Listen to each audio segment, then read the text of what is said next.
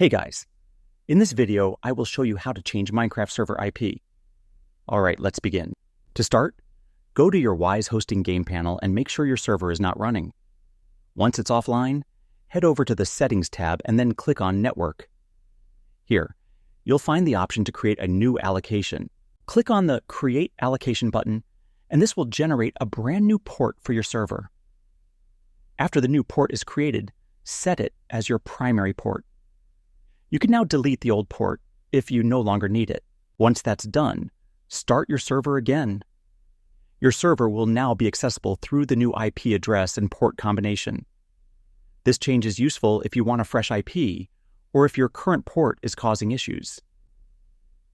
If you run into any problems, you can go to the Help and Support section in the game panel. There you'll find useful guides to help with common issues.